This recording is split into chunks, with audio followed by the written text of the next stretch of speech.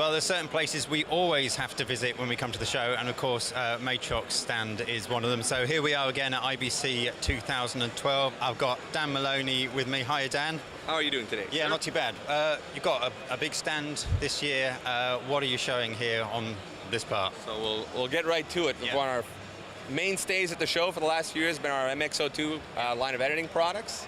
And now we've come out with a great accessory for all those users that have got an MX02. Nowadays, laptops, particularly Mac laptops, extremely powerful. A lot of people find it perfectly suitable to edit on those laptops. Yeah. And with the addition of our new MX02 dock, you can make full use of your system. So right. You have your laptop with what I'd call a relatively small screen, where you may not want to have all of your editing controls. Yeah. You may want to add a second screen on this. So one of the this product here, MX02, has all these following expansions that you're providing to the computer, including an MX02 port.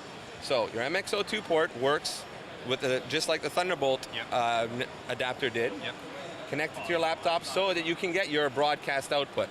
The HDMI output of the dock will drive a secondary head, so you can have a full 24-inch monitor to have your editing software up there, and whether it be Adobe, Avid, or Final Cut. Then you can have your second monitor for things like internet or a compressor or any other secondary app you might want to play.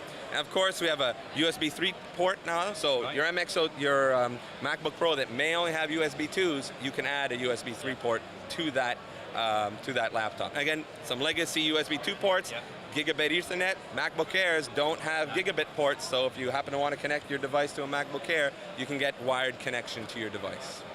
So for people like me who's got a 7-8-month-old MacBook Pro with only one Thunderbolt port, exactly, I can plug this in, and I can still have an external monitor as well if I wanted to. There are millions of MacBook Pros installed. I won't say there were millions of MX02s that went to those, but all those MX02s that are running with laptops, with the simple addition of this device, you have your secondary head that you couldn't get before. You have USB 3. Again, you're turning a laptop into a full production studio type set. Excellent. I've got to ask, do we know a ship date on this yet? We're targeting November. It was supposed to be a little bit earlier, but it's, as always, IBC would be great to ship by IBC, but we're showing it. This is it working. We just got to iron out the final kick, so November should be the date. So sometime in November. Brilliant, Dan. Well, let's move on and see what else we've got. So Convert DVI, a scan converter product that we've had, again, for a lot of success. Mac, PC, you can scan convert anything. We've got some very interesting controls on it. Ultimately, the box will take any computer content and deliver it gen-lockable to HDSDI. MC100. This is one of our newer converter lines, building on the success of our Convert DVI. SDI inputs, HDMI outputs. It has multiple features. So dual SDI to HDMI for regular processing of HD signals, or 3D processing, so dual channel 3D processing. Does multiplexing, does distribution amplifier. Is really a multi-purpose tool for a pro videographer or broadcaster. Something we've used as well when we do our show, we use it for the failover facility that it's got for a backup as well. So if we lose a feed, dies, switch straight to SDI 2. Yep, for an inexpensive little box, a great little feature. Moving on to our Micro Quad. This is the Matrox Micro Quad, introduced at NAB this year, shipping in July. Again, coming out with some great feedback. 4 3G SDI inputs, quad split to allow inexpensive monitoring on an HDMI with an HDMI output. We have VU meter overlays, label overlays that we can add to those, or we can turn them off. We can toggle to full screen, any one full screen and back, or toggle through them all. And I have also computer controls, if I connect a computer to the device, so that I can use a GUI. You have a fairly long USB cable. You can control the GUI, control the device remotely that way. Quality is excellent, and shipping in July, and we're now well into our first month and a half of production, and again, rave reviews. We'd like to hear your feedback on it too as well. Yeah, absolutely. We've got one we got delivered a couple of days ago, and we're going to be thoroughly testing that as well, so that's going to be fun. Looking forward to that one.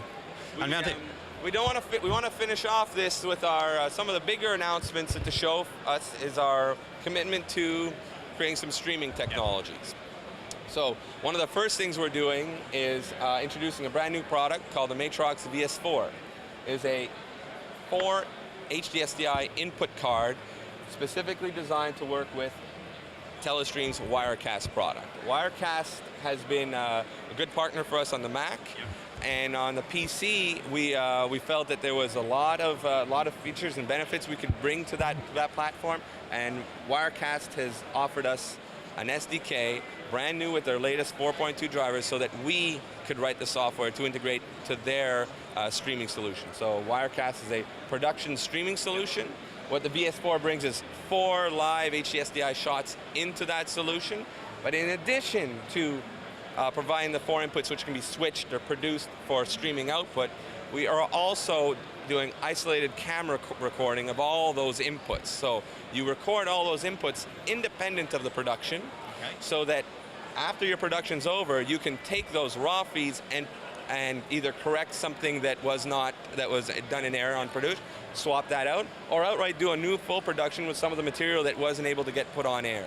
So isolated recording, full quality, use our MPEG-2 iframe high quality contribution codec, record that to the drive, again, produce it after the show. It could be edited right on the same system or handed off to an editor.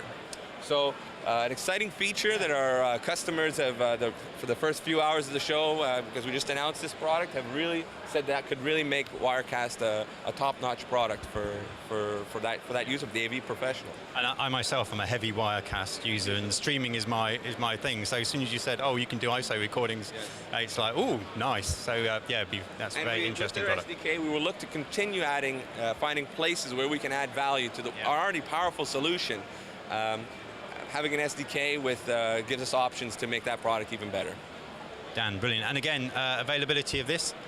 November again. This is an IBC time frame. The hardware is ready. We're just finalizing the software.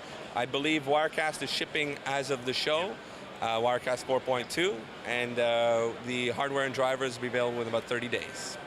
So one last time, I'll just quickly mention this, a technology preview. We now have a standalone streaming appliance that we're showcasing today. No pricing or availability is to come, but this is a 2013. Up to now, we've always been making add-in cards, or we always had assistance of computers. Now, an all-in-one device that allows you to take in HDMI, not only stream, but simultaneously record, similar to how the VS4 works. You stream at 1 bit rate, but you record at a much higher contribution level bitrate. You can record it locally to SD cards, USB drives, or even a network computer. So showing you a little bit of the direction and our commitment to the streaming platforms. Short term, VS4, these drivers will also be available on the MX-02 for Wirecast.